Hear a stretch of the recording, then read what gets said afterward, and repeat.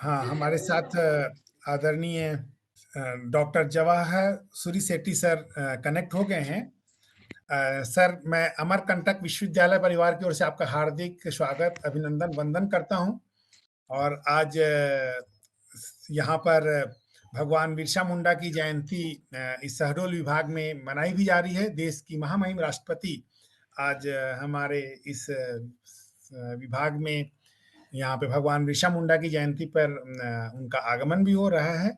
इस चैनल पे सभी की ओर से सर आपका हार्दिक अभिनंदन, वंदन है। टॉक है the title of lecture of sir art of thinking for entrepreneurship, very extraordinary topic provided by Dr. Jawahar Surisetti sir. He is advisor to government of India, TED speaker, mental health, digital well-being, startup mentor, psychologist, best-selling author, and speaking tree communist and all very मतलब आपकी प्रतिभाओं के बारे में, art of thinking के बारे में, think for India के लेकर के आपका पूरे देश में क्या आप एक वैश्विक पहचान है। और आज सरकार के सलाहकार, ट्रेड स्पीकर और इतने बड़ी पर्सनालिटी हमारे साथ हैं और एंटरप्रेन्योरशिप के थॉट्स के बारे में, उसकी प्रोसेसिंग के बारे में, उसके लिए हमें जागृत करने के बारे में आप हमें आज अपना मार्गदर्शन प्रदान करेंगे। आप पीएचडी मनोविज्ञान में हैं वॉशिंगटन विश्वविद्यालय यूनिवर्सिटी से, और आपको थिंक के लिए मानद पीएचडी भी प्रदान की गई है कोलंबिया विश्वविद्यालय न्यूयॉर्क से। और आप 13 साल से यूएनओ से जुड़े हुए हैं और साथ में द टाइम्स ऑफ इंडिया के साथ मिलकर भारत के 120 शहरों में अलग-अलग सेमिनार आयोजित किए हैं।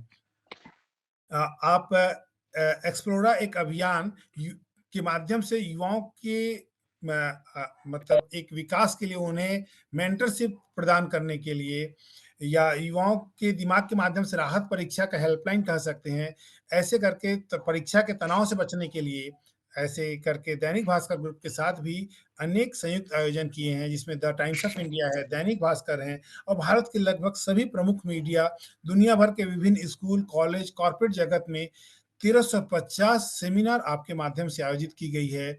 और इतनी बड़ी एक्सपीरियंस्ड पर्सनालिटी आज हमारे बीच हैं। हम सभी अपने आप को गौरवान्वित महसूस कर रहे हैं। सर, आपका पुनः हम सभी की तरफ से अभिनंदन, वंदन है। और ये माइक में, ये मंच में और सभी श्रोतागण के साथ आदरणीय डॉक्टर जवाहर सूरिसेट्टी सर को हैंड ओवर करता हूँ, जिनके मार्गदर्शन हमें प्रदान होगा। सर, आपका ये लेक्चर आज ये यूट्यूब पे जाएगा और उस चैनल को हम अपने मिनिस्ट्री यूनिवर्सिटी के माध्यम से, जो भारत की ऑल इंडिया यूनिवर्सिटी एसोसिएशन के सभी संस्थाएं हैं और युवाओं के बीच, उसको भी सर्कुलेट करेंगे। आपका ये लेक्चर अमर ही रहेगा। सर, आज आप ऑनलाइन हैं, मेरा निवेदन है कि आप ऑफलाइन अपना प्रेजेंस यहाँ पे दें। उसके लिए भी हम लोग निमंत्रण कर रहेंगे आपको, आप आएँ और हमें व्यक्तिगत रूप से हॉल में अपना मार्गदर्शन दें। इसी के साथ मैं आपका आमंत्रित करता हूँ आदरणीय डॉक्टर जवाहर सूरिसेट्टी सर को। ये मेरी इच्छा भी रही है कि मैं अमरकंटक ट्राइबल यूनिवर्सिटी में कभी आऊं। समय और समय नहीं दे, लेकिन इस तरह से रूबरू हो पाऊं बच्चों से कम ये तो हो पा रहा है, ये खुशनसीबी है मेरी। आर्ट ऑफ थिंकिंग का जन्म कैसे हुआ एक बार मैं बताना चाहता हूं, उसके बाद हम आगे बढ़ते हैं। मैं बचपन में स्कूल नहीं गया था और इडली बेचता था 8 साल की उम्र से।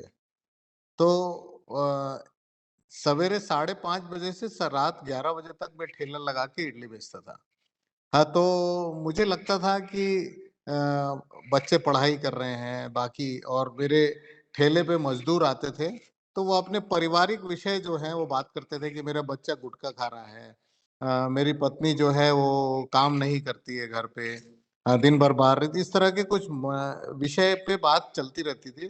तो मेरा अनायास ही उस तरफ दिमाग चला जाता था कि क्यों इस तरह की परिस्थितियों से इनको गुजरना पड़ रहा है। मनोवैज्ञानिक क्या फ़र्क हो सकता है हमारे परिवारों में और इनके परिवारों में? ये सोचते-सोचते मुझे मेरा रुझान जो है वो मनोविज्ञान की तरफ बढ़ गया। चूँकि मैं जब इडली बेचने 8 साल पे निकला था, तो उस वक़्त मैं जिधर इडली बेचना चाहता था, वहाँ एक ठेला था और ठेले पे एक लाल कलर के पेंट से नंबर लिखा हुआ था। मैंने उस नंबर पे फ़ोन लगाया। भाई आपका ठेला खाली है, मुझे किराए पे दे दोगे तो मैं ₹50 दे सकता हूँ आपको महीने का।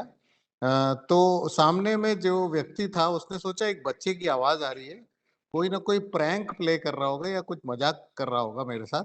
तो उसने बोला आप मेरे घर आ जाइए, बात करते हैं।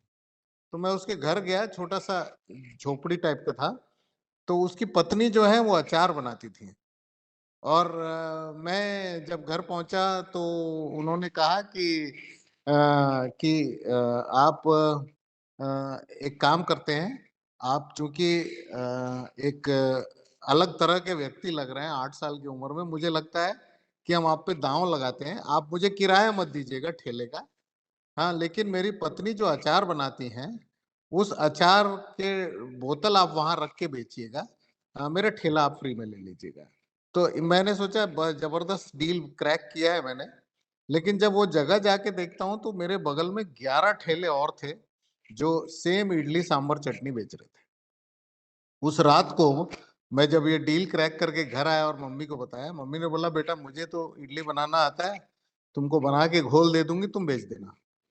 तो उस रात को मैंने सोचा कि जब सभी लोग इडली बेच रहे हैं और सब सांभर चटनी भी बेच रहे हैं, तो मैं 12वां ठेला खोल के बेच कैसे पाऊँगा? और वहाँ से शुरू होता है आर्ट ऑफ थिंकिंग का बीज। हाँ, मैंने उस रात को सोचा कि क्या ऐसा अलग कर सकते हैं जिससे कि मेरी इडली ज़्यादा बिके? और मैंने सोचा कि इडली की 2 ख़ास बातें होती हैं।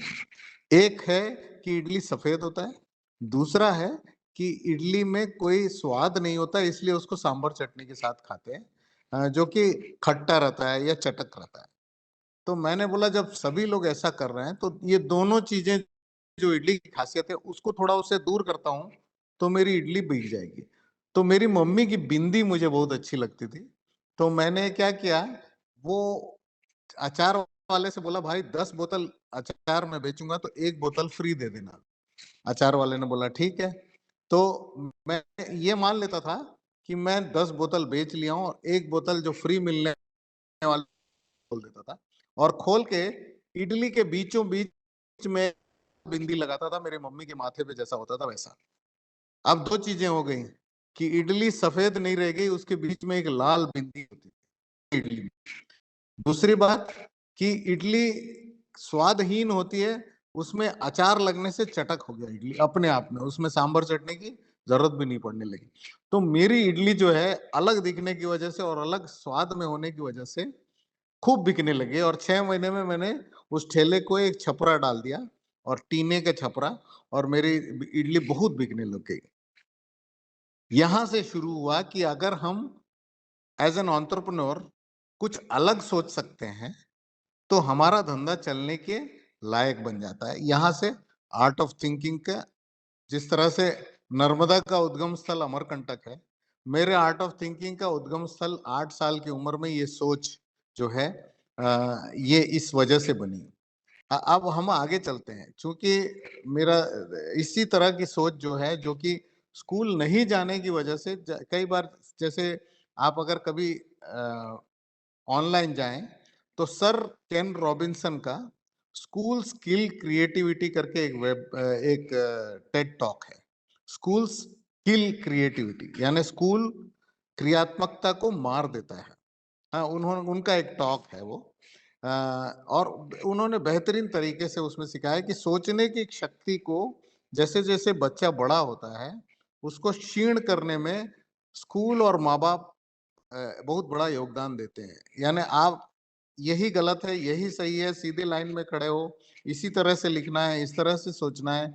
ये चीज़ें जो कही जाती हैं, वो हमारे सोचने की जो अपार शक्ति है, उसको कमज़ोर कर देती हैं और उनका कहना था ये इसी की वजह से कमज़ोर सोचने की शक्ति की वजह से रोजगार जो जो लोग पाना चाहते हैं उनको रोजगार नहीं, डिग्री धारक होते हैं वो, लेकिन उनके पास रोजगार इसलिए नहीं होती क्योंकि सोचने की शक्ति कमजोर हो जाती है। तो यहाँ से शुरू हुआ आर्ट ऑफ थिंकिंग का मेरा सफर। सोचते सोचते सोचते सोचते 12वीं में मैंने प्राइवेट दिया, और चूंकि मैं इडली बेचता था तो मुझे होटल मैनेजमेंट जाने का सौभाग्य प्राप्त हुआ। मैंने एंट्रेंस दिया, एंट्रेंस में पास हुआ, और होटल मैनेजमेंट गया। होटल मैनेजमेंट में जाके 3 साल करने के बाद मैं ताज चला गया, और ताज में भी हम लोगों ने काम अच्छा किया। लेकिन अंदर जो मनोविज्ञान में कुछ करने की जो भावना थी, ये तो अभी तक मजबूरी पे चल रहा था। ये मेरी चूंकि घर में हमको घर चलाना था इसलिए होटल मैनेजमेंट चल रहा था, लेकिन मेरी इच्छा जो थी वो मनोविज्ञान करने की थी। और इसका एक मौका मुझे मिला जब मैं जी टीवी में मुझे जब शुरू हुआ जी टीवी, तो चूंकि इसके पहले एक एक घटना और है जिसमें जो मेरे 3 तो मेरी बच्चे जो हैं उस और इडली बेच रहा है तो उनका उनके मन में ये आता था कि ये ठीक नहीं है। तो वो क्या करती थी, चूंकि अनपढ़ थी, तो वो 5 दिन पढ़ती थी, और छठे दिन यानी संडे को मुझे वो पढ़ाती थी। जितना भी उन्होंने 5 दिन में पढ़ा है वो 1 घंटा पढ़ाती थी। तो वो मेरी पहली टीचर। दूसरी टीचर जो है वो है हिंदी फिल्में। तो आप लोग जैसे स्कूल में जाके एबीसी सीखते हो, तो मैंने डी पोस्टर देख के सबसे पहले 3 अक्षर मैंने डॉन से सीख लिया था। तो पिक्चरें मेरी दूसरी शिक्षक थी। तीसरे जो शिक्षक थे, अच्छा, इस डीओएन सीखने की वजह से या एबीसीडी नहीं सीखने की वजह से मुझे आगे कैसे फायदा मिला आर्ट ऑफ थिंकिंग में, इसका उल्लेख जरूर करूंगा। और तीसरी टीचर, मैं कलकत्ता जब होटल मैनेजमेंट पढ़ने गया, तो एक साथी बच्चे जो थे वो चिढ़ा रहे थे मुझे पहले दिन कि इसको अंग्रेजी नहीं आती, होटल मैनेजमेंट कैसे करेगा। तो एक छोटे बाल वाली गोरी सी मैडम थी बस में, उन्होंने डांट दिया उन बच्चों को कि तुम लोगों को क्या लेना देना है अगर उनको अंग्रेजी नहीं आती है तो। और फिर उन्होंने मेरी तरफ मुंह करके बोला कि क्या तुम अंग्रेजी सीखोगे। मैंने बोला क्यों नहीं सीखूंगा, जरूर सीखूंगा। तो बोले आपको पार्क स्ट्रीट आना पड़ेगा 5 बजे से 6 बजे। मैं हर रोज आपको 5 शब्द दूंगी, और अगले दिन आप उन 5 शब्दों का वाक्यों में उपयोग करिएगा। मैं समझ जाऊंगी कि आपको वो शब्द समझ में आए कि नहीं। और 3 साल उन्होंने मेरी अंग्रेजी, आज जो स्पीकिंग ट्री कॉलमनिस्ट लिखा हुआ है, वो टाइम्स ऑफ इंडिया का एक कॉलम है जिसमें धर्म या फिलॉसफी के बारे में मैं लिखता हूँ। और वो उसकी वजह है वो टीचर, क्योंकि उन्होंने मुझे अंग्रेजी सिखा दिया था। तो ये 3 टीचरों ने मेरी आर्ट ऑफ थिंकिंग को पॉलिश कर दिया। अब हम चलते हैं कि मैं होटल मैनेजमेंट में ताज में काम कर रहा था, तो सुभाष चंद्रा जो जीटीवी के मालिक हैं, वो सोचने में उनका कोई सानी नहीं है। आप अगर ध्यान से देखोगे तो जीटीवी का मालिक जो है, जीटीवी पहला सैटेलाइट टीवी चैनल था, उसके पहले सिर्फ दूरदर्शन था। तो उनकी सोचने की क्षमता ऐसी थी कि कुछ नया चीज ही करना है। दूसरा है, उन्होंने एसएल वर्ल्ड बनाया जो भारत का सबसे पहला अम्यूजमेंट पार्क है, हाँ, डिज्नी के जैसा। उन्होंने तीसरा बनाया एसएल पैकेजिंग। हम अपने बचपन में हम लोग टूथपेस्ट जो है एल्यूमिनियम की ट्यूब से करते थे, हाँ, प्लास्टिक ट्यूब्स यूज कर रहे हैं, वो सुभाष चंद्रा की देन है। इस तरह की कुछ नई चीजें तो उन्होंने, वो होटल में आते थे रात को, और रात को उनके उस समय जीटीवी वगैरह कुछ नहीं था, तो हम लोग बात करते थे किसी भी चीज के बारे में। ये 1 साल ऐसा चलता रहा, और उसके बाद मैं अलग जगह चला गया सरकार में, और वो अलग जगह चले गए। सरकार में काम कर रहा था तो बहुत तकलीफ में रहता था कि मुझे कम काम करने को मिल रहा है, जो प्राइवेट में काम किया हुआ है कम काम करने को मिल रहा है।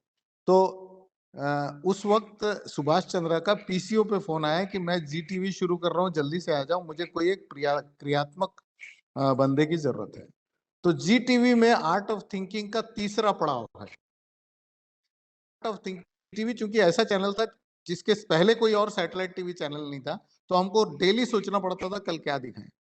तो इस वजह से हम लोगों ने घरों के जो खेल हैं, जैसे सांप सीढ़ी है, अंताक्षरी है, जस्ट अ मिनट है, इस तरह के गेम्स को हम लोगों ने टीवी में डाल दिया, और वो सुपर हिट हो गए। तो आर्ट ऑफ थिंक थिंकिंग यानी मेरे दिमाग में किस तरह से जा सकता है कि सक्सेसफुल हो, वो इन सब चीज़ों ने मिलकर अपना योगदान दिया।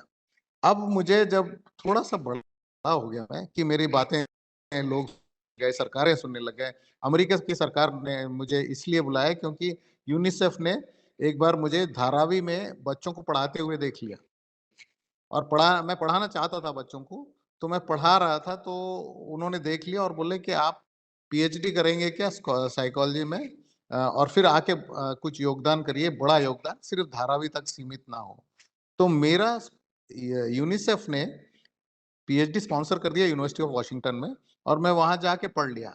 जब मेरा रिसर्च हो गया तो सरकार ने कहा, यूएस स्टेट ने कहा कि आपका योगदान होगा, तो वहां का इंचार्ज, तो वहां के स्कूलिंग सिस्टम में कुछ मेरा रहा। अब डॉक्टर सिंह एक बार आए से और उन्होंने कहा कि स्कूलिंग सिस्टम में हम कुछ मूलभूत, तो क्या हम किसी व्यक्ति एक्सपर्ट में, तो माँ ने हल्की सी मुस्कान दी और बोला है हम मदद करता है इस चीज में, तो आपको उनसे बात, तो ऐसा ऐसा मुलाकात हुई मेरी हमारे प्रधानमंत्री डॉक्टर मनमोहन सिंह से और फिर उन्होंने न्योता दिया और मैं भारत आ गया।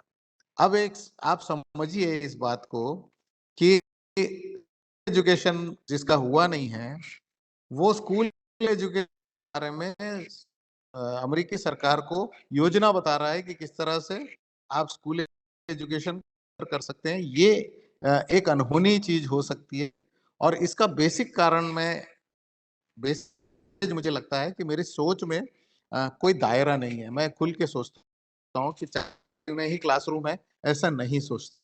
तो ये हो गया। उसके बाद 2001 में कोलंबिया यूनिवर्सिटी ऑफ न्यूयॉर्क ने मुझे एक कीनोट एड्रेस के लिए बुलाया। वहाँ के जो चांसलर थे उन्होंने इंडियन रिसर्च पे कोई ऐसी हल्की बात कही और मैं अकेला इंडियन था। वहाँ 1300 वाइस चांसलर्स थे। मुझे अच्छा नहीं लगा कि इंडिया के बारे में कुछ गलत बात हो, तो मैंने बोला इस गोरे को तो मैं देख लूंगा। हाँ, तो मेरी बारी जब आई तो मैंने एक सवाल पूछा और ये सवाल मैं आपसे भी पूछता हूँ, जितने बच्चे हैं ये आपसे भी पूछता हूँ कि आप प्री के यानी केजी 1 केजी 2 में क्या पढ़ाते हैं, मैंने पूछा। तो एक वाइस चांसलर ने कहा कि हम ए टू जेड 1 टू 10 पढ़ाते हैं। मैंने बोला आप बहुत ज्यादा रिसर्च करते हैं और ओरिजिनल रिसर्च करते हैं, लेकिन इंडिया में हम अगर रिसर्च भी नहीं करते हैं तो भी हम यही चीज पढ़ाते हैं, ए टू जेड 1 टू 10। मेरा सवाल ये नहीं है, मेरा सवाल ये है कि ए टू जेड तो ठीक है, 1 टू 10 जब आप पढ़ा रहे हैं, 1 2 3 4 5 6 7 8 9, जब आप 10 पढ़ाने जाते हो तो क्या आपने 0 पढ़ाया? और एकदम शांत हो गया वहां पे ऑडिटोरियम। मेरा कहना है कि आप सब बच्चों को, अगर आप एंटरप्रेन्योर भी बनना चाहते हो या कुछ भी करना चाहते हो, तो सवाल पूछने की क्षमता जो है उसको कमजोर मत करने दीजिए। अगर मेरे माँ-बाप ने 1 टू 10 पढ़ाया है, मेरे टीचर्स ने 1 टू 10 पढ़ाया है, उनके माँ-बाप ने उनको 1 टू 10 पढ़ाया है और उनके टीचर्स ने 1 टू 10 पढ़ाया, हमने सवाल ही नहीं पूछा कि 0 टू 9 क्यों नहीं पढ़ाया? क्यों 1 टू 10 पढ़ा रहे हो? और उसका बेसिक कारण है कि हम आँख बंद करके, कान बंद करके, दिमाग बंद करके ये समझ लेते हैं कि जो उन्होंने पढ़ाया सही है। जबकि कई ऐसी त्रुटियाँ, कई ऐसे साइंटिस्ट ने बताया है अपने सिस्टम में जिसको बाद में सुधारा गया। आप जानते हो कि धरती को सोलर सिस्टम के केंद्र बिंदु माना गया था पहले। हाँ, तो इस तरह की गलतियां हमेशा सबसे होती हैं और इस तरह की त्रुटियां सुधारी भी जाती हैं समाज द्वारा जब आप सवाल खड़े करते हो। तो एज एन एंटरप्रेन्योर चुपचाप से ये ना मान के कि कोई भी चीज चूंकि इतने सालों से आ रही है सही है, उस पे सवाल नहीं पूछना गलत है। ये पहला सीख कोई भी एंटरप्रेन्योर के लिए है कि आप अपनी सोच को के दायरे को बढ़ाइए और सवाल पूछिए। सवाल कितना भी बेवकूफी नुमा हो, लेकिन उस सवाल का जवाब अगर नहीं मिलता है तो जब तक नहीं मिलता है तब तक आप सवाल पूछते रहिए। चाहे ये क्लासरूम में हो, चाहे यूनिवर्सिटी में हो, चाहे स्कूल में हो, चाहे घर में हो। सवाल पूछना सबसे और एंटरप्रेन्योरशिप का सबसे पहला यही उसूल है कि सवाल पूछते रहिए, क्योंकि प्रॉब्लम आपको तभी पता चलेगा और उसका हल तभी पता चलेगा जब आप सवाल पूछते रहो। पहली बात। दूसरी बात ये है कि हमने जैसे उस दिन 1 मिलियन US डॉलर्स का रिसर्च ग्रांट मुझे bill and Melinda Gates foundation से मिला, कि आप रिसर्च करके बताइए कि छोटे बच्चों को 3 से 5 साल की उम्र में किस तरह से पढ़ाया जाए। उस रिसर्च का नाम है आर्ट ऑफ थिंकिंग, और उस रिसर्च से निकला जो चीज है उसका नाम है थिंक करिकुलम, जिससे हम बच्चों को पढ़ाते हैं।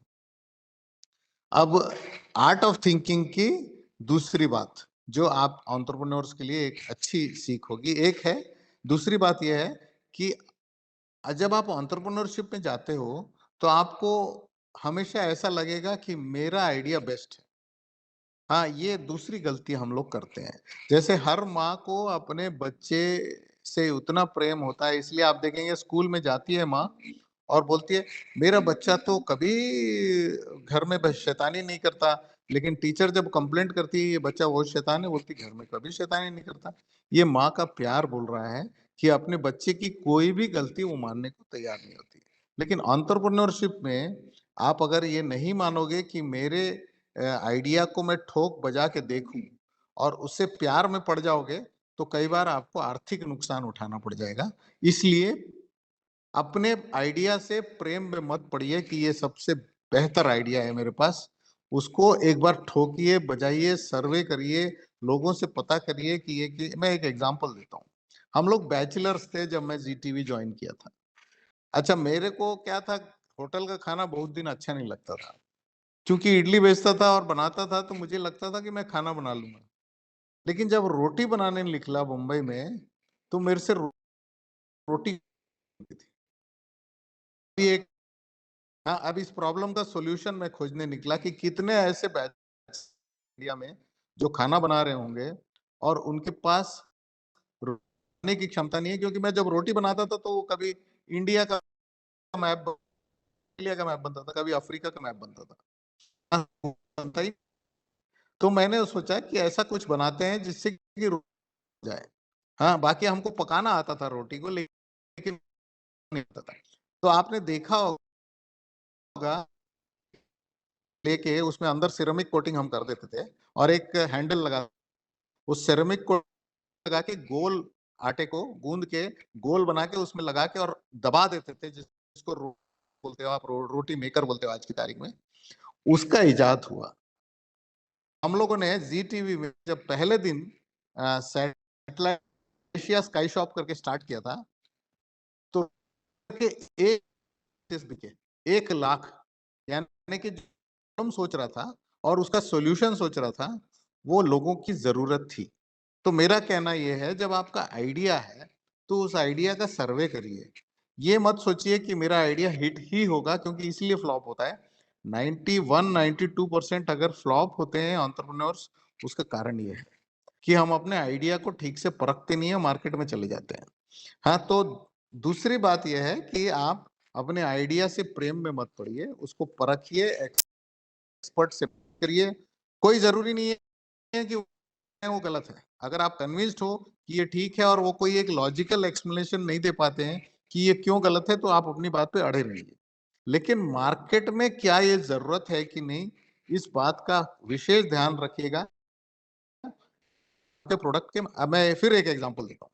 मेरे साथ एक बार किशोर बियानी, जो बिग बजार, वो स्टेज पे वो बता रहे थे कि मैं ऐसी बिना परखे, मैं बहुत कॉन्फिडेंट हो गया था कि बिग बाजार के 100 सेंटर से जा मैं कोई भी सामान ले आऊं वो बिक जाएगा, क्योंकि हमारे पास नेटवर्क था और लोग बहुत आ रहे थे। उन्होंने क्या किया, पूरी कुछ नया सामान मिल रहा है क्या? तो एक बार वो बोलते हैं कि मैं गया हूँ चाइना, का मिल रहे थे और 40 रुपए का एक शर्ट था। तो उन्होंने सोचा कि अरे 40 रुपए में शर्ट है, मैं 200 रुपए में भी अगर बेच देता हूँ तो मुझे 500% प्रॉफिट दिख रहा है इसमें। हाँ, मैं सोचा कि अरे ये तो बहुत अच्छा है, 2 लाख शर्ट उन्होंने ऑर्डर कर दिए और ऑर्डर आ गया और उन्होंने 100 स्टोर्स में भेज दिए। उनकी आदत है कि हर रोज वो एमआईएस देखते हैं कि क्या-क्या चीजें कितनी-कितनी बिक रही हैं और कितनी-कितनी नहीं बिक रही हैं। उसको स्लो मूविंग आइटम्स बोलते हैं वो। तो वो व्हाइट शर्ट पे उनका विशेष ध्यान था कि कैसे बिक रहा है क्योंकि उसमें 500% प्रॉफिट था। तो देखते हैं कि बिक ही नहीं रहा है स्टोर से। तो उनका क्या है monthly store man Kishore Biyani के साथ। तो उनसे पूछा कि क्या हो सकता है? पब्लिक क्या कह रही है? शर्ट्स क्यों नहीं बिक रहे हैं? अब स्टोर मैनेजर्स कह रहे हैं कि बिग बाजार एक मिडिल क्लास है और मिडिल क्लास जो है वो सिर्फ चीजों को खरीद सकता है, उसके मेंटेनेंस में कितना खर्चा है उस पे भी विश्वास करता है, तो इसीलिए वो गाड़ी में माइलेज देखते हैं कि कितना ज्यादा माइलेज दे रहा है तभी खरीदूंगा। तो उनका कहना था कि दो लोग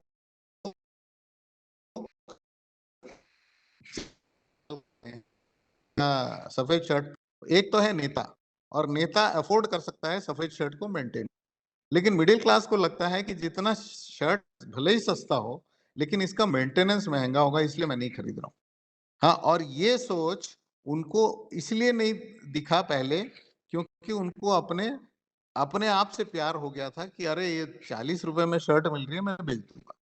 तो आप कभी भी अपना प्रोडक्ट या सर्विस जो भी आप देना चाहते में एज एन एंटरप्रेन्योर उसको पहले ठोक बजा के देखिए कि क्या आपका कस्टमर उसको लेने के लिए तैयार है, क्योंकि आजकल कई ऐप्स ऐसे हैं या कई ऐसे सर्विसेज हैं जो फ्री में दी जाती हैं।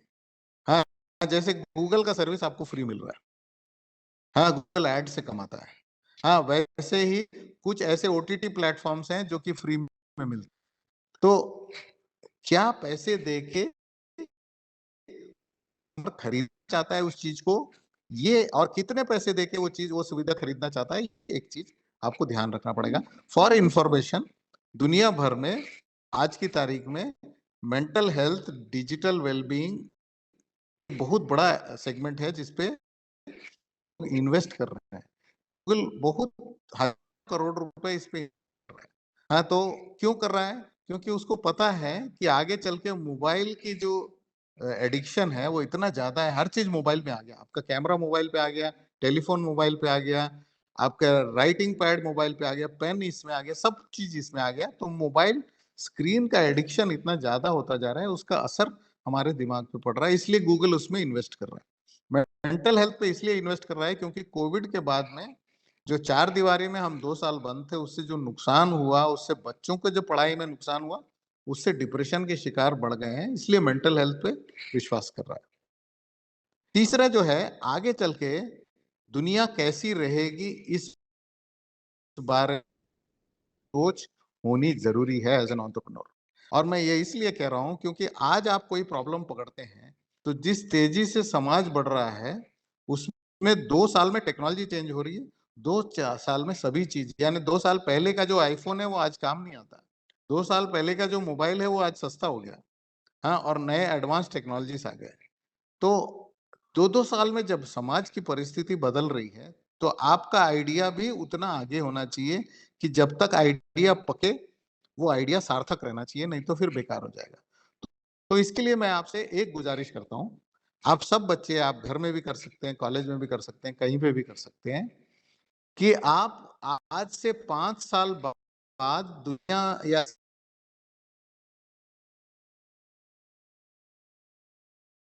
मैं 2 उदाहरण लेता हूँ। पहला उदाहरण है कि क्या आज से 5 साल बाद महिलाएँ नौकरियों में ज़्यादा रहेंगी आज से कि कम रहेंगी? आप भी कहें, महिला सक्षम बदलाव आते हैं और समाज में कुछ बदलाव आते हैं तो बिज़नेस में क्या चलेगा, क्या नहीं चलेगा उस पे ही उसी से असर होता है। एक एग्ज़ाम्पल ले रहा हूँ मैं। महिलाएँ अगर मान लीजिए ज़्यादा नौकरियों में चली गई, तो क्या होगा? महिला सक्षम हो गई।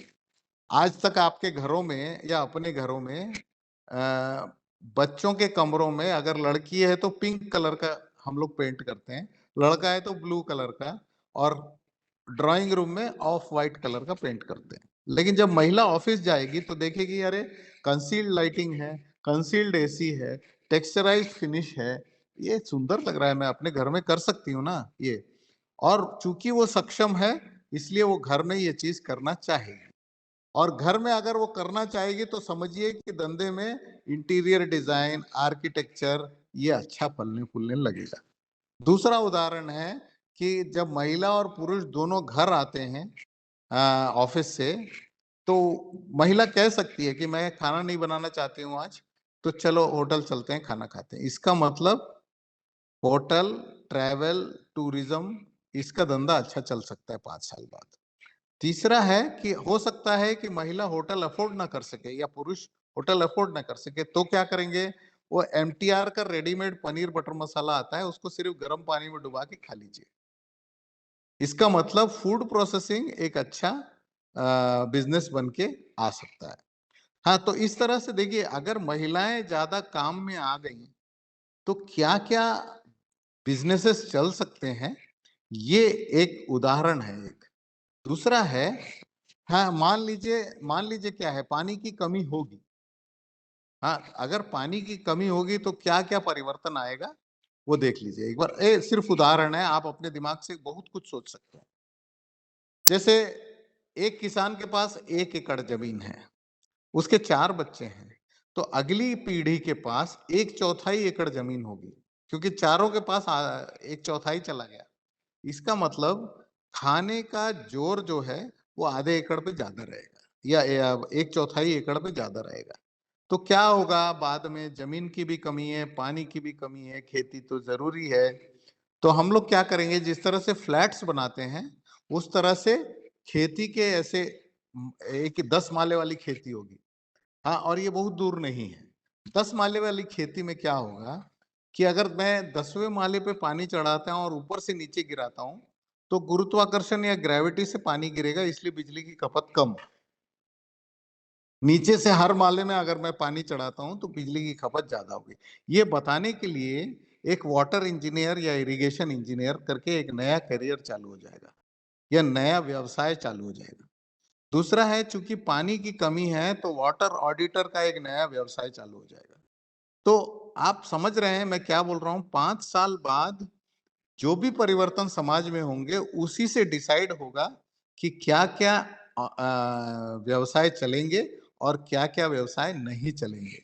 आप आज के हिसाब से सोचोगे तो हो सकता है आपका आइडिया 5 साल बाद काम ना करे। छोटे सा अंतराल के लिए आपको सक्सेस मिल सकता है, लेकिन आप सोचिए 5 साल बाद में क्या वो हो सकता है कि नहीं हो सकता है।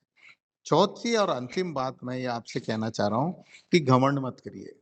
उसका कारण क्या है कि जब हमको नौकरियां नहीं मिलती हैं तो हमको एक आसान तरीका मिलता है, वो है कि हम एंटरप्रेन्योर बन जाते हैं या स्टार्टअप में माँ बाप को कहते हैं पैसा लगाइए या किसी से पैसे लेने की इच्छा रखते हैं। इतना आसान नहीं है पैसा मिलना, लेकिन माँ बाप को आप चूंकि बहुत सारी चीजें आप बोल के कि मैं ये करना चाहता हूँ, ये करना चाहता हूँ, और लेकिन आपके पास आइडिया नहीं होता है। और आइडिया नहीं होने की वजह से आपने ईगो में ये तो कह दिया मैं नौकरी नहीं करना चाहता हूँ, क्योंकि आपको नौकरी नहीं मिल रही है। हाँ, लेकिन आप उसके एवज में आप ये दिखाते हो कि मुझे नौकरी नहीं चाहिए और मेरे कार्ड पे फाउंडर लिखा रहेगा या डायरेक्टर लिखा रहेगा, ये ईगो सैटिस्फैक्शन करता है कई बार हम लोगों को कि मैं एक स्टार्टअप खुला हूँ, लेकिन उस स्टार्टअप के फेलियर के चांसेस हाई हैं अगर आपने ठीक से बीज में पानी नहीं दिया। हाँ, तो अपने ईगो सैटिस्फैक्शन या शो ऑफ के लिए एंटरप्रेन्योर बनने की कोशिश मत करिए, क्योंकि आप अपना समय और माँ-बाप का पैसा डुबा देंगे। ठोक बजा के आइडिया देखिए, क्या वो आइडिया सार्थक है? कितने लोगों ने ये आइडिया में फेल हुए हैं, क्यों फेल हुए हैं? कोई ज़रूरी नहीं है कि आइडिया बहुत लोगों ने यूज़ किया और उसमें फेल हो गए तो गलत है। आप कर नहीं सकते हो, क्योंकि उनके फेल्योर के कारण पहले जानने की कोशिश करिए ताकि वो गलती आपसे ना हो। लेकिन शो ऑफ की वजह से don't go into entrepreneurship. It is the worst thing possible, and you will waste time, you will waste energy, and you will waste your parents' money to to uh, to get into entrepreneurship. It is a वो आपके youth और आपके यानी young years में जो energy रहती है ना, उसको वेस्ट कर देगा। तो कई बार ये भी कहा जाता है कि अगर आपके पास कोई आइडिया है, कोई बात नहीं, उसको रखे रहिए, तकिए के नीचे रख के सोइए। हाँ, और उसपे सोच लगाइए और कि इसको और बेहतर, जल्दबाजी में मत करिए। 2 साल आप नौकरी करते रहिए और रात को तकिए के नीचे आइडिया रख के सोते रहिए। आपको बहुत सारे जब आप काम करेंगे तो आपको बहुत सारी ऐसी तकलीफ़ें पता चलेंगी, कस्टमर से मिलेंगे, तो कई तकलीफ़ें पता चलेंगी जो कि आपने पहले अनुभव में नहीं देखा होगा। और इस वजह से आप 2 साल बाद जब पक जाएँगे थोड़ा-सा उस नौकरी में, तो आप देखेंगे कि आपका आइडिया धीरे-धीरे, धीरे-धीरे बेहतर हो रहा है। जल्दबाज़ी में करने से क्या है, कई चीज़ें आप भूल जाते हैं, जिसकी वजह से नुकसान हो सकता है। हाँ, तो इसलिए उसमें मत जाइएगा कि मैं जल्दबाज़ी में एंटरप्रेन्योर बनना चाहता हूँ, किसी और वजह से इस तरह की चीज़ें ना करें। एक चीज़ जो मैं इसलिए कह रहा हूँ आपको कि रिलेशनशिप्स सबसे इम्पोर्टेंट पार्ट प्ले करती हैं एंटरप्रेन्योरशिप में। रिलेशंस यानी कई बार जब आपके माँ-बाप आपको यानी नकार देते हैं कि अरे यार, ये क्या कर रहा है तू? तू जाके चुपचाप से नौकरी कर, और आपके पास एक अच्छा एंटरप्रेन्योर बनने का एक आइडिया है। तो आपके जो रिलेशंस हैं, आपके जो दोस्त यार हैं, वो आप पे विश्वास व्यक्त करते हैं और कहते हैं कि हम हैं ना तुम्हारे साथ। चाहे वो समय देकर या एक्सपर्टीज देकर या पैसा देकर, कई बार कई लोगों में मैंने देखा है कि एंटरप्रेन्योर्स में दोस्तों ने साथ दिया है या उनके रिलेशनशिप्स ने साथ दिया है। और ये आप नारायण मूर्ति के केस में भी देखिएगा, जो इन्फोसिस के मालिक हैं, उनकी वाइफ और वो दोनों आईआईटीएन है। हाँ, वाइफ ने कहा कि मैं नौकरी कर रही हूँ, आप अपने आइडिया पे काम करिए। तो उनके पास चूँकि एक ऐसा इनकम सोर्स था, जो उनकी वाइफ लाती थी, इसकी वजह से उनका आइडिया सफल। हाँ, आप ऐसे ही देखेंगे कि रिलेशनशिप्स जो हैं वो बहुत काम के हैं। और मैं इसमें एक एग्जांपल देके आपको खत्म करना चाहता हूँ कि मैं बड़ा हो गया था 12 साल में, जी टीवी बड़ा हो गया था और मैं भी बड़ा हो गया था। तो मैं जयपुर में जी स्टूडियो बनाने के लिए गया था। वो ज़माना था मोबाइल फ़ोन्स होते नहीं थे, तो मेरी फैक्स होता था। तो मैं प्रोजेक्ट में जब ऑफ़िस में था, तो मेरी बहन ने फैक्स किया मुझे उसका वेडिंग कार्ड और बोली कि मेरी मेरी शादी है, 50,000 रुपए मुझे चाहिए भैया करके। मैंने उस वेडिंग कार्ड पे लिखा सुभाष चंद्रा, एससी लिखता था मैं। मुझे 50,000 रुपए लोन चाहिए, साइन करके मैंने फैक्स वापस कर दिया सुभाष चंद्रा को। सुभाष चंद्रा ने 2 मिनट में वापस फैक्स कर दिया कि रिजेक्टेड, और रिजेक्टेड लिख के उन्होंने भेज दिया वापस। अब मुझे बहुत गुस्सा आ रही थी कि मैं, जब ये आदमी कुछ भी नहीं था, मैं उस वक़्त से इसके साथ हूँ। 12 साल हो गए हैं मुझे। इतना भी विश्वास नहीं है कि 50,000 रुपए का लोन मुझे देगा, नहीं देना चाहता है। तो मैं अगले दिन सवेरे की फ्लाइट से जयपुर से मुंबई पहुँचा, उनके घर पहुँच गया। वो बोले चल, चल ऑफ़िस में बात करते हैं। तो हम दोनों गाड़ी में शांति से आधे घंटे में ऑफ़िस पहुँच गए और कुछ बात नहीं किया मैं मुँह फुला के बैठा हुआ था। अंदर गए, बोले क्या बात है, तुम्हें इतना अर्जेंटली क्यों जयपुर से आ गए? मैंने अपना रेज़िग्नेशन फेंका और आधे घंटे में उनको खूब गालियाँ सुनाई और मैंने बताया कि 12 साल में मैंने आपके लिए क्या-क्या, क्या-क्या किया और आप मुझे रिजेक्टेड लिखते हो यहाँ पे। हाँ, 50,000 रुपए के लिए। अच्छा, मेरे को वो आदमी को देख के और गुस्सा ये आ रहा था कि उसको गुस्सा नहीं आ रहा था। हाँ, और एक बेहतरीन सोचने वाला इंसान है वो, यानी नई-नई चीज़ें सोचते हैं, तो उनके यहाँ पे माथे पे एक गड्ढा पड़ता है छोटा-सा और उस गड्ढे में ऐसे-ऐसे टिप, टिप, टिप, टिप करके कुछ धीरे-धीरे कुछ हिलता रहता है जब उनका दिमाग चलता है तो। तो उनका वो दिमाग तेज़ी से चल रहा था, ऐसा दिख रहा था मुझे। मैं जब आधा घंटा पूरा बोल दिया, उन्होंने पानी का ग्लास आगे बढ़ाया, बोले पानी पी लो और बैठ जाओ। मैं बैठ गया, उन्होंने फ़ोन उठाया और उनकी सेक्रेटरी है एनेट करके, उसको बुलाया, एनेट वो एनवेलप लेके आ जाना। वो अंदर आई, एक एनवेलप में जिसमें मेरा नाम लिखा हुआ था, उन्होंने मुझे दे दिया। बोले कि ये जो तुम लिखते हो, मैंने मना इसलिए किया कि तुम क्या लिखे उसमें एक बार ध्यान से पढ़ो। तो पहले तो मैं एनवेलप खोल के देखा, उसमें 5 लाख रुपए मेरी बहन के नाम का और मेरी पत्नी के आने-जाने का फ्लाइट टिकट उसमें था। तो मैं बोला इतना नौटंकी क्यों किए रिजेक्टेड लिखने का, अगर यही करना था तो? तो उन लोग बोले मुझे गुस्सा तुम्हारे ऊपर आना चाहिए, तुमको नहीं आना चाहिए मेरे ऊपर। मैं बोला क्यों? बोले चिट्ठी में तुमने क्या लिखा है? मुझे 50,000 रुपए का लोन चाहिए। लोन का मतलब है कि मैं वापस चुकाऊँगा तुमको। मैं एक मारवाड़ी हूँ और मैं मानता हूँ कि जो आदमी हमारे कंपनी के पहले 7 एम्प्लॉइज़ में से है, 12 साल से मेरे पास है, उसका इतना भी रोल नहीं है कि मैं 1 टका अगर तू कंपनी का माँगता ना मैं दे देता। हाँ, तू 50,000 रुपए के लिए लोन लिख रहा है, इसका मतलब तू नहीं मानता है कि तू इस कंपनी का ओनर है। हाँ, इस वजह से मैंने उसको रिजेक्ट किया, तेरा लोन रिजेक्ट किया मैंने, तेरा हक बनता है, तू पैसा जितना चाहिए उतना ले ले।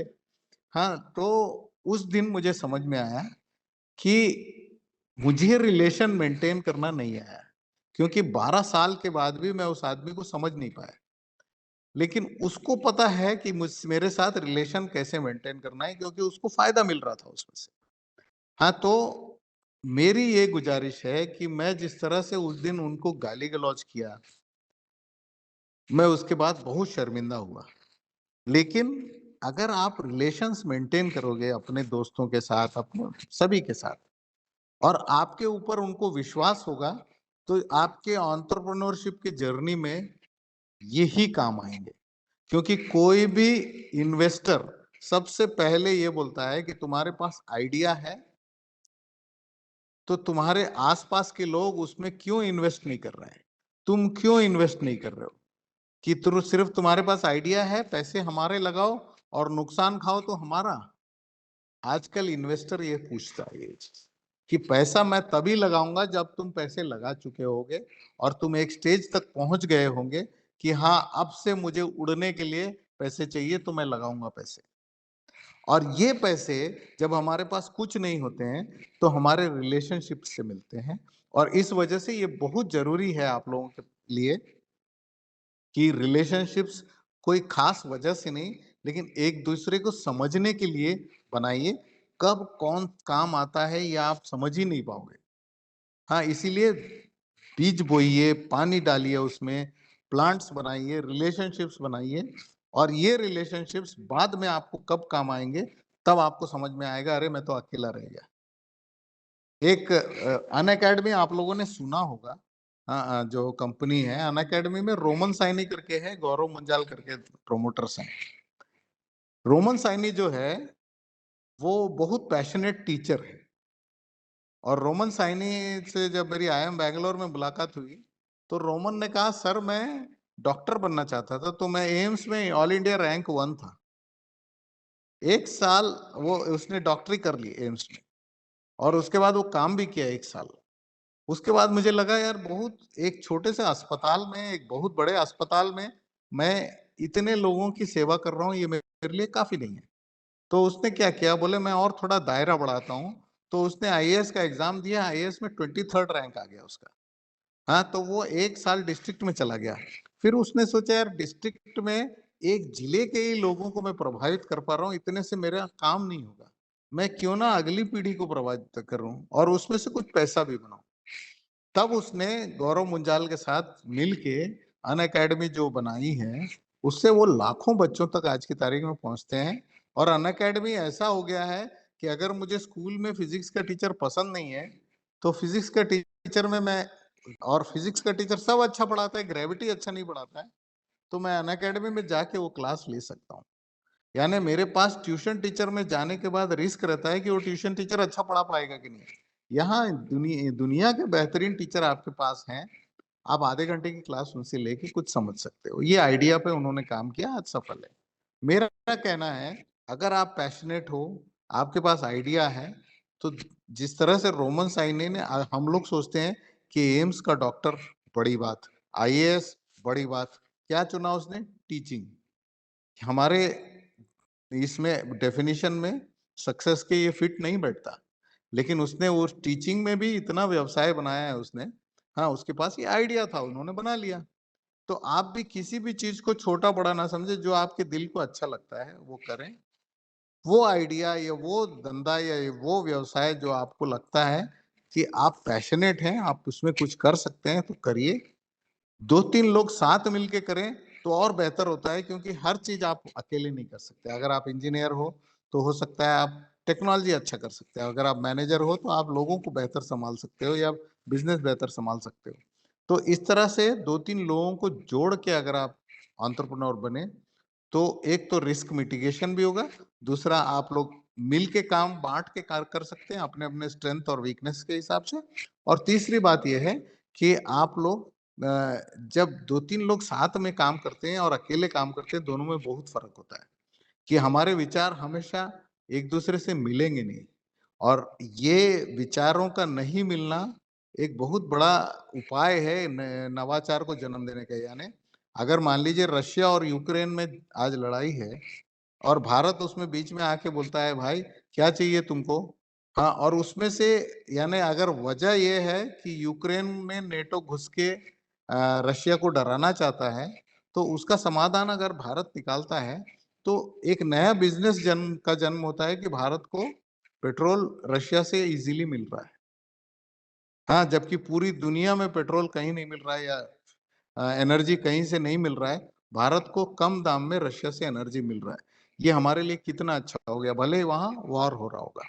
तो आपको नहीं पता है कि कल क्या होना है। 2-3 लोगों के कॉन्फ्लिक्ट में से कई ऐसे आइडियाज़ निकलते हैं, जो कि बेहतरीन होते हैं। तो अकेले काम करने का अपना अलग मज़ा है, लेकिन बिज़नेस अकेले नहीं बनता, आपको कस्टमर चाहिए, क्लाइंट चाहिए, आपको लोग चाहिए काम करने के लिए, तो उनको साथ में जोड़िए और धंधा बनाइए। बाँटने से मत दो, कोई मैं ही खाऊँगा, ये एंटरप्रेन्योर की क्वालिटी नहीं होती है। अब क्या करता हूँ, आई विल टेक क्वेश्चन्स, कोई एक मॉडरेट करके क्वेश्चंस लीजिएगा। हाँ, मैं बहुत बोल चुका हूँ। सर, ये जो आइडियाज़ का आपने काफ़ी सारी चीज़ें आज एज़ ए मोटिवेशन बताया सर। इडली और माता जी के माथे की बूंदिया से वो निश्चित तौर पे एक जो सोच रहे हैं यूथ या जो स्टूडेंट्स हैं क्लास में जो सुन रहे हैं सेमिनार हॉल में, एक सोच विकसित करने के लिए ज़रूर एक मार्ग दिया है सर। दूसरा, बहुत अच्छे-अच्छे एग्ज़ाम्पल्स दिए साथ में ख़ास तौर पे फ्रेंड्स से रिलेशनशिप का या विश्वास करके आगे बढ़ने का, और अपने ही मतलब जी टीवी के आदरणीय सुभाष चंद्र जी का एग्ज़ाम्पल सेट करके दिया। बहुत ही मतलब एकदम आत्मा को छूने वाले ये सब एग्ज़ाम्पल, एक कुछ ऐसे बातें थे सर, जो आदमी लेक्चर सुनने के बाद हो सकता है माइंडसेट से निकल जाए, लेकिन ये हमेशा के लिए एंट्री करने वाले जितनी भी बातें थी वो पूरी एंट्री की हुई हैं। और इसमें जो आइडियाज़ अलग-अलग, एक सबसे महत्वपूर्ण विषय लगा सर जो आपने बताया, मैं उसी में एक और आपका सेशन चाहूँगा आगे। सर, आगे 5 साल में क्या नीड होने वाला है? जैसे आपने एक बहुत अच्छा एग्ज़ाम्पल सेट किया है सर कि 5 साल बाद या 10 साल बाद महिला एंटरप्रेन्योर महिला नौकरियों में ज़्यादा रहेंगी, क्योंकि आजकल वो बराबर से एंट्रेंस दे रही हैं, चूँकि रिज़र्वेशन भी मिल रहे हैं, तो चाहे किसी भी कैटेगरी में हो, गर्ल्स का या महिलाओं का नौकरियों में जाना अभी ज़्यादा से ज़्यादा हो रहा है, इवन लीडरशिप में भी। ऐसे में रेडी टू ईट का आगे समय आ सकता है कि रेडी टू ईट ढोकला हो जाए या रेडी टू ईट उपमा हो जाए। वो तो आजकल फ्लाइट्स में मिलते भी हैं, रेडी टू ईट उपमा काफ़ी चलता भी है आजकल। कम मसाले वाले हों या फिर हेल्थ कॉन्शियस लोग हो रहे हैं कि फाइब्रस फूड ज़्यादा मिले, तो उसमें वन औषधियाँ या वन मसाला या औषधीय सलाद, क्योंकि जो पहले खीरा या मूली शाम को खाने का था तो उससे यूरिक एसिड की समस्या हो रही है कि हुँ, आफ्टरनून के बाद इसको खीरा या मूली, बीच में बहुत लोग खा रहे थे कच्चा, बट अब रिसर्च में आ गया कि कच्चा प्याज या कच्चा मूली, या ये पहले भी कहावत में थी, बट बीच के सिस्टम में सलाद का प्रचलन बढ़ गया। बट उस सलाद के प्रचलन शाम को खाने से यूरिक एसिड की प्रॉब्लम या बीपी शुगर वालों को नुकसान हो गया, तो आयुर्वेदिक सलाद आ गई।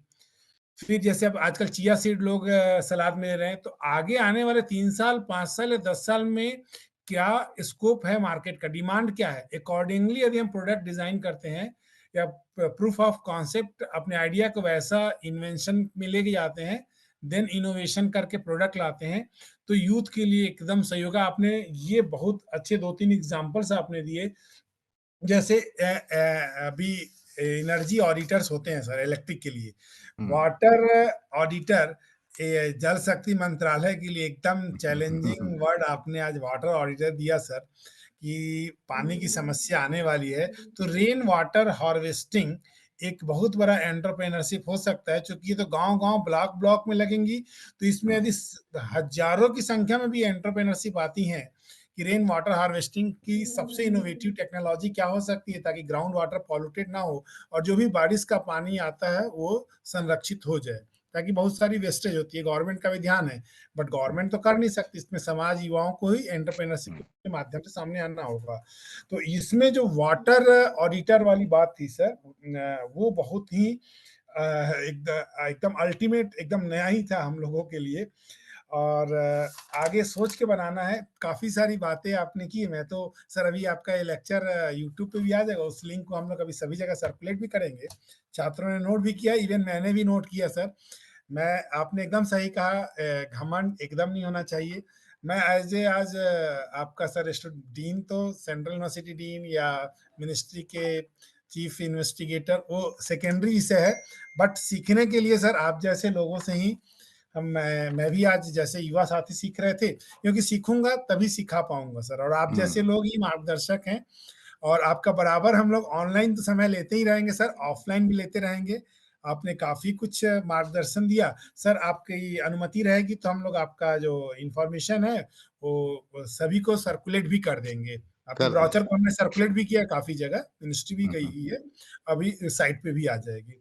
ठीक। और इसी के साथ मैं सर आपके इस इनोवेटिव और आइडियास्टिक बहुत सारे आइडियाज़ दिए और बहुत ही मोटिवेशनल, जो एक्चुअल में जो उसका था art of thinking for entrepreneurship, वाक़ई आपने सर उसको आर्ट को आज जागृत कर दिया है। आर्ट तो दिया ही है। तो मैं इस पूरे जनजातीय विश्वविद्यालय परिवार की ओर से, ministry of electronics and IT के इस पूरे टीम की ओर से, साथ में यूथ से वाइस चांसलर जो भी हैं, और जो आजकल हमारा कार्यक्रम भी चल रहा है वहाँ भी लाइव प्रोजेक्टर लगी हुई है, सभी की तरफ से आपको कोटिशः सर धन्यवाद और वंदन। सर आगे कुछ आपका कुछ हम लोग एमओयू या उसकी भी तरह से निवेदन करेंगे कि यदि कुछ मीडिया पार्टनरशिप हो तो इस कार्यक्रम को हम लोग जो है यूथ एंटरप्रेन्योरशिप, वुमन कर एंटरप्रेन्योरशिप, देंगे। ट्राइबल एंटरप्रेन्योरशिप, हमने जो 64 भारतीय विधा हूँ उसको एंटरप्रेन्योरशिप में कन्वर्ट करने का काम कर रहे हैं सर। जो इंडिजिनस है गाँव में, टेक्नोलॉजिकल हुँ, इंटरवेंशन करके, जैसे हुँ, कोई हुँ, कुम्हार मिट्टी का बर्तन बना रहा है तो उसमें टेक्नोलॉजिकल इंटरवेंशन होके वो थोड़ा फिनिश्ड क्वालिटी प्रोडक्ट कैसे बन सकता है। जो पारंपरिक स्ट्रक्चर था कि ये लोहे का काम करेंगे, ये चमड़े का काम करेंगे, ये मिट्टी का काम करेंगे, ये लकड़ी का काम करेंगे, ये बाल वगैरह का काम करेंगे, तो उस बाल के काम को हम स्पा या नेचुरोपैथी में कन्वर्ट कर दे रहे हैं। उसको लकड़ी काम है तो उसको हम आर्ट से जोड़ दे रहे हैं कि घर के फर्नीचर के साथ-साथ आप सजावट की सामान भी दे दीजिए। तो टेक्नोलॉजिकल इंटरवेंशन करके आइडियास्टिक स्टार्टअप्स कैसे हों? 16 श्रृंगार को लेके गाँव में क्या महिलाएँ सिंदूर हुँ, की महत्व को बताते हुए आर्टिफिशियल सिंदूर जो केमिकल है उसके बजाय सिंदूर की खेती फार्मर प्रोड्यूसर कंपनी करके क्या ऐसे बना सकते हैं क्या? या नेल पॉलिश हो या बिंदी की बात हो तो हम हर्बल या स्वास्थ्यवर्धक बिंदी कैसे लेके आ सकते हैं? तो ऐसे आइडियाज़ और ऐसी मार्केटिंग, ऐसे प्रोडक्ट्स के लिए लगातार काम कर रहे हैं। ऐसे में सर आपका सहयोग और ऐसा कोई मीडिया पार्टनरशिप भविष्य में हो ताकि हम इसको और आगे बढ़ा सकें। तो हम लोग टीचिंग लर्निंग के साथ-साथ इस काम को भी सर साथ-साथ, चूँकि विश्वविद्यालय है तो इनोवेटिव वर्क करते हैं, चूँकि हम लोग नेशनल ट्राइबल यूनिवर्सिटी हैं, तो ऑल ओवर इंडिया हमारा ज्यूरिडिक्शन है। तो इस पे वर्क कर रहे हैं और इसमें आप जैसे सर दिग्गज या मतलब इतना अनुभव और चूँकि वैश्विक अनुभव आपके साथ है सर, पत्रकारिता लाइन हो या अलग भी हो, आपके बहुत सारे ब्लॉग्स गूगल में आपका नाम डालते साथ आ जाता है। तो ऐसे आप हमको आज मार्गदर्शन दिए, समय दिए सर, इसका हम लोग हृदय से आपको आभार व्यक्त करते हैं सर। बहुत-बहुत धन्यवाद और बहुत-बहुत आभार, और ऐसा आशीर्वाद और मार्गदर्शन आपका बराबर मिलता रहे, ऐसा हम लोग सभी का आग्रह है सर। धन्यवाद, धन्यवाद।